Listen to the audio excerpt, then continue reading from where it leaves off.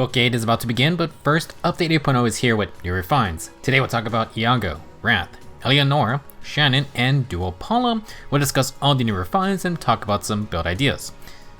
We are starting off with a doozy. Iago is one of those gimmicky red Grand Hero battle mages, and honestly, he may annoy you as much as the enemy. I like to discuss changes to the base weapon, then go over the new refined part, but for Iago, I rearranged things because it's a mess. Iago's Tome did get some updates, highlighted in yellow. It grants +3 res, and it can grant +4 to all stats when above 25% health. As part of the refine, if foe initiates or is above 75% HP, Iago can get another +4 stats. +8 to everything potentially. Now let's move on.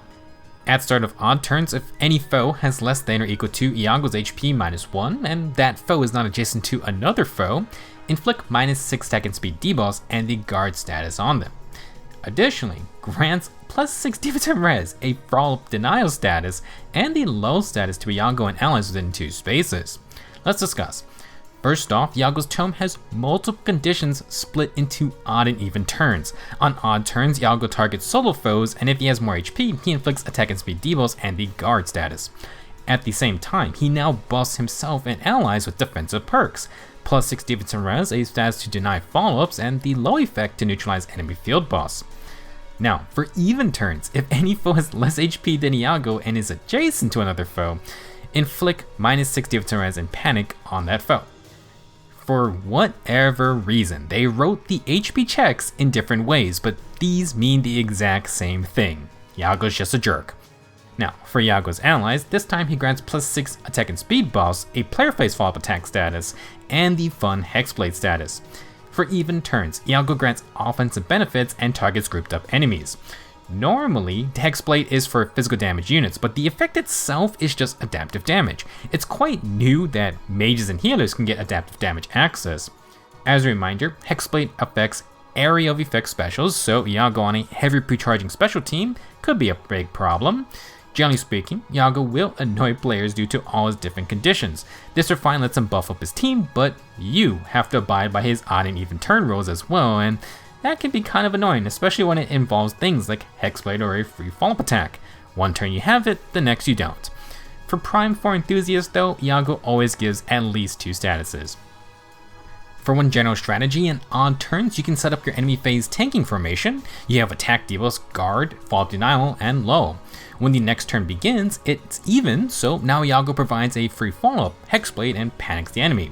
That's just a general game plan, but the odd and even turn effects can work on either phase. For example, Hexblade when defending could be great for big burst counterattacks, and buff neutralization when attacking is always useful. The main issue is being able to juggle and remember when you have each set of buffs. That's a bit of a pain.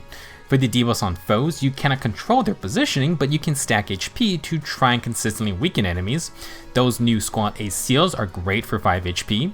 The new Infantry Pulse 4 is an excellent HP base addition, and Iago could be a nice second tier in a Infantry Pulse type stacking team. For example, with someone like Lord Asker, you could charge 2 cooldown specials and have some DR piercing burst with Special Sparrow 4. Iago can get a follow-up now, but it's not every turn. If you mainly want the support part of him, this is fine for like one-off fights.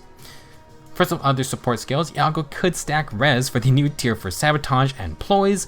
They are quite strong, but you're definitely going to want Phantom res for those. To gain some positioning debuffs, you can opt for Rally plus Ruse effects. Pick a rally with a stat you want every turn, and Iago can technically utilize the new speed and defense ruse for himself since he has adaptive damage. For some other infantry support skills, there's Infantry No Follow or Infantry Rush and Flash for cooldown.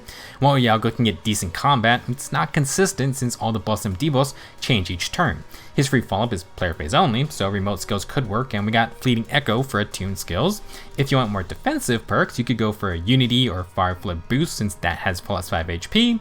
There are a couple % DRB skills available like Melcy Disrupt 4, Guard 4, or Quicker Post 4. At the end of the day though, Iago is mainly there to cause chaos. He can make foes think twice about positioning, and his changing effects may catch someone by surprise. That will include yourself as well. Showing us some mercy, Rath has a much simpler weapon. He's a green bow cav demote with decent speed, and he got the new Sacaen wolf bow. It accelerates specials, and when initiating or near an ally, Rath gets +4 stats and 30% damage reduction for 1 hit. Pretty basic. Further refined, if Rath is above 25% health, he gets another plus for stats, a free follow-up attack, and no guard. Similar to Cormac, Rath started off with a slaying weapon, so he luckily gets that in his unique one, and he will get no guard for consistent special charging. Besides that, he gets a free follow-up attack, plus a 12 stats, and percent DR. Rath can work on either phase, but obviously as a bow cavalier, you want to be on the offensive. Unfortunately, no offense and no follow-up means he may fail to double sometimes, but the free follow-up attack is still appreciated. The 2 cooldown perks are always good, but cavaliers can't really build into it super hard like infantry can. Just want to note that Sacaen Wolfbow basically shares 3 effects with the Arcane Nastron Bow, Slaying, percent DR, and a free follow-up. The main difference is Nastron has bonus attack to empower Deadeye, while Sacaen Wolfbow has no guard to actually proc Deadeye. That consistency is nice, as Deadeye is one of those lone DR piercing options besides Legendary Alire. Range cav builds don't have the most options, but we have gotten some new good skills in recent times. Starting off simple, Remote Sparrow to stack percent DR skills since Rath has to tank a counterattack to proc data on his follow-up. Fleeting Echo can provide extra DR as well. Fartrace Conto for some debuffs with Conto mobility, and from Mythic Fossier, the new Insight C skills give easier self-buffing when mostly alone. If you want extra insurance when tanking the counterattack, Guard can stop harder hitting specials like Slaying Bonfire. For the most part, Rath wants to double while taking a hit to proc Deadeye. If Fartrace isn't important, you could use Guard 4 since that has some percent DR. You can also go for a Desperation 4 route since that can proc at full HP now. Rath can't proc Deadeye in 2 back-to-back bullseyes, but you can trigger Moonbow or Ruptured Sky pretty easily. If you really want Deadeye, you can sacrifice Sacred Seals for Heavy Blade or maybe even Quicken Pulse. Of course, Flared Sparrow is exceptional, and while low B skills are good, the new Poison Strike 4 B skills just released. At the start of combat damage like Flared Sparrow, you get some debuffs and true damage on hit. Sadly, Occultist's Strike is for magic damage dealers, so Rath is going to have to wait for the physical variant, assuming we get one.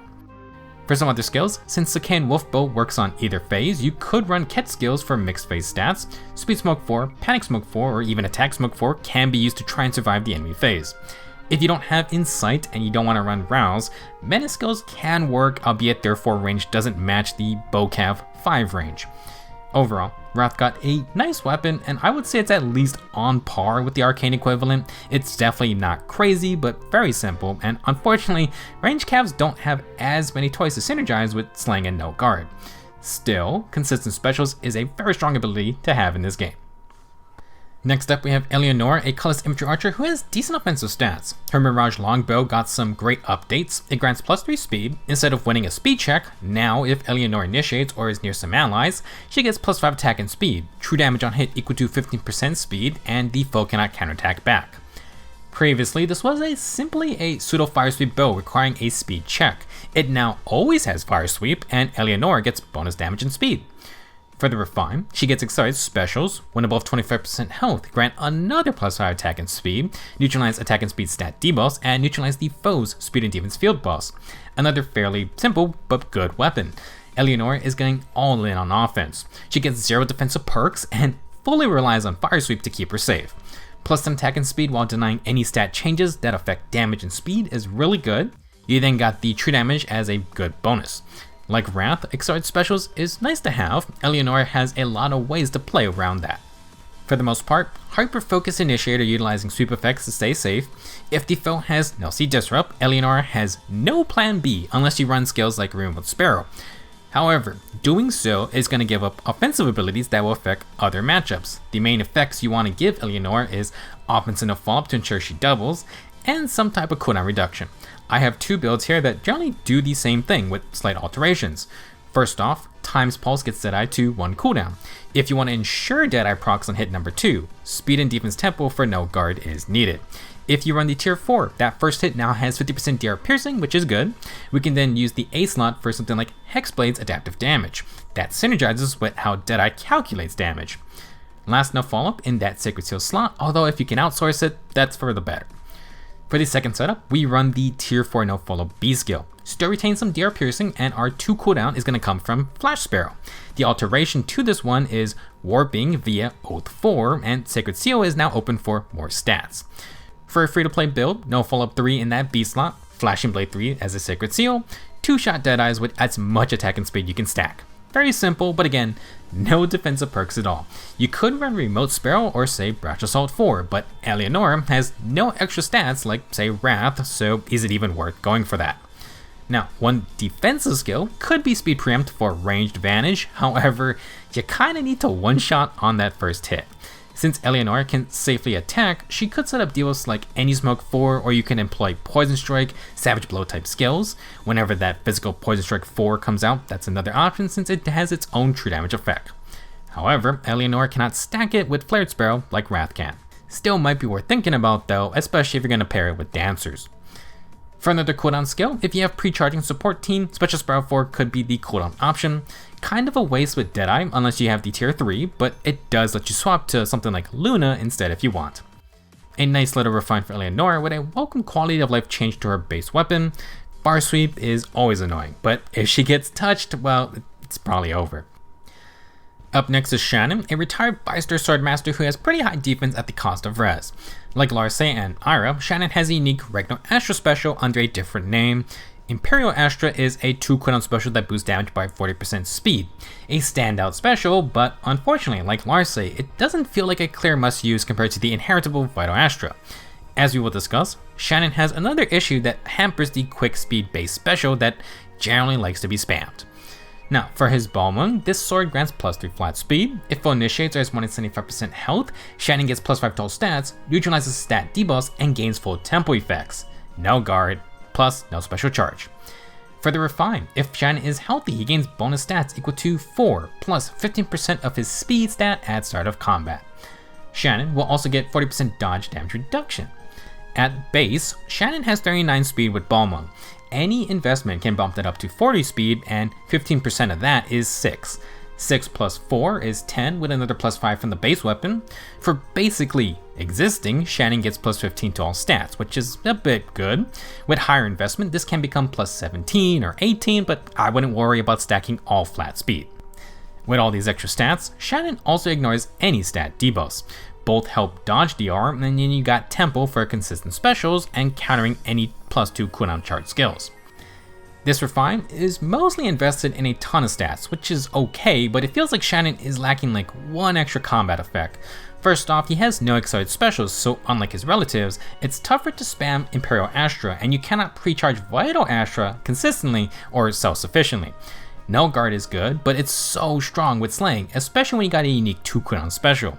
Shannan also lacks no follow-up, so that's another priority skill to get. You could run things like Time's Pulse since Shannan is nudged toward enemy phasing. However, if you go that route, then Breath type cooldown could be used, so we could go with Darting Breath. But then what about Dodge? What about DR Piercing? Can we run Godlike Reflexes? For the most part, I think Shannan will need outside support to keep up. For example, he's a very stat-heavy unit, so maybe you could go all in on Prime 4 with Distant Counter. With Darting Breath or Pledge, you can charge your 2 cooldown Astra special, then counterattack back with it. If you want DR Piercing, you could use Physical No Follow-Up or Special Spiral 4. Keep in mind, Prime 4 requires status effects, so even with something like Pledge or Oath 4, Shannan needs 3 more statuses. If you aren't comfortable with that, Attack and Speed Finish or the regular Distant Counter A skills can be used instead. For another setup, you could use Shannan's innate Steady Posture 3 for Guard. Guard with no special charge denies any kind of special charging unless the foe brings their own no guard effect. If you want to use a low cooldown special, you can go with a Dodge 4B skill, or you could run 5 cooldown Aether or Miracle with Gambit. Ideally, you get Shannan Breath type cooldown, but we only have so many skill slots, although I suppose attune skills can change things. No follow-up or cooldown support would be good, and we're getting a healing support with our new Book 8 freebie.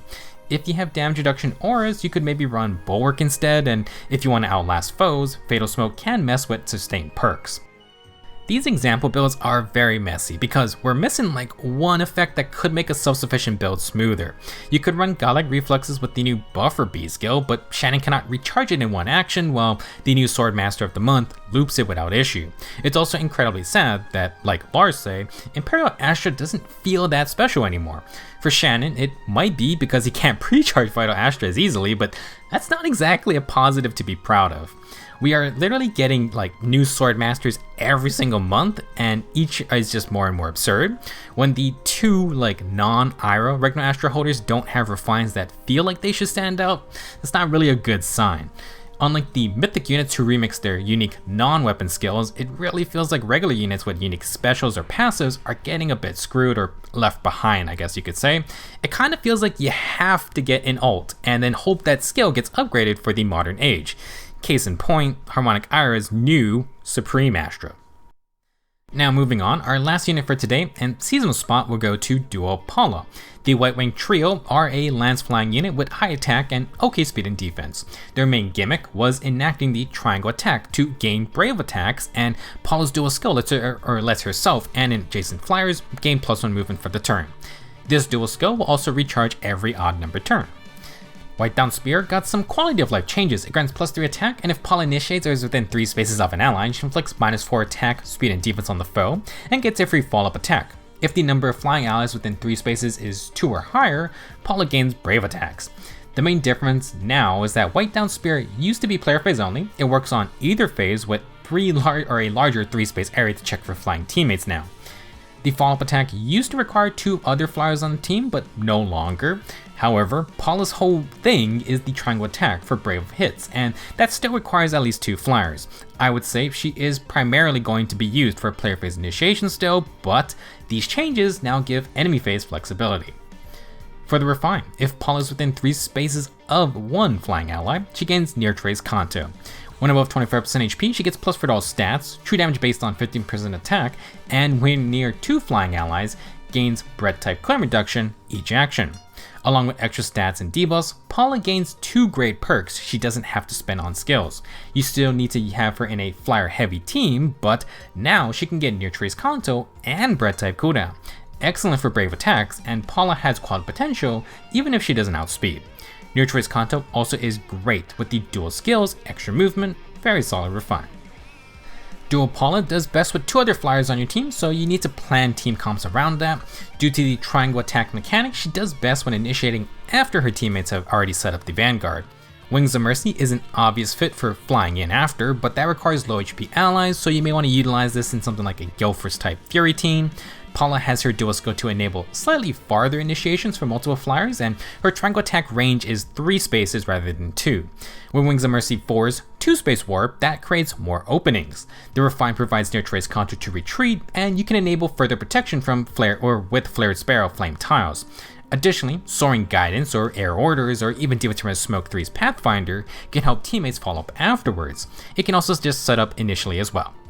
For extra stats, Blade Session does best with later acting units, but if you want to proc Guildforce in 2 hits, you may want to run Quicken Pulse or have cooldown support on your team.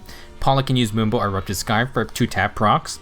For another playstyle, Duo Palla can now set up in defensive formation with her flyer squad. She can get brave attacks easily and can quad as well. To survive, Guard Bearing 4 and or other skills provide % DR. However, brave attacks work great with Gambit 4 since 5 cooldown 8 through a miracle add 15 true damage per hit. Whitedown Spear already has some true damage as well, and the speed and defense debuffs don't hurt either. Run this build with mixed phase skills like Rain, Catch, and Clash. If you want, you could also use Distant Counter, just you probably still don't want to tank archers. For some other skills, Palla has a couple nasty new B skills to score quads. First, Aerial Maneuvers gives her 2-space warping and dive bomb to quad enemies. Desperation 4 also can proc at full HP, but both of these don't have offense enough follow. That's where Flow Desperation comes in. The other flow skills work great too, like Flow Guard or the newer Flow Refresh 4. Surge A skills are another sustain tool, which can be good when the triangle attack isn't available. If you want Palla to be part of a Guildforce setup with stuff like Fury Recoil, you could use the Desperation 3 Sacred Seal. She can still quad, but you're going to lose damage and cooldown if you go under 25% health. For some other warping skills, you could run Flyer Formation, Oath 4, or the Oath Echo attune skill. Overall, Duo Palla got a solid refine, freeing up some of her needed skills. She is still probably best with aggressive flyer teams, but now you have the option to go enemy phase brave attacks when playing defensive. She also has a lot of new, albeit premium/expensive skills to complement this weapon. Hop on the Gambit hype train or dive bomb right in with warping.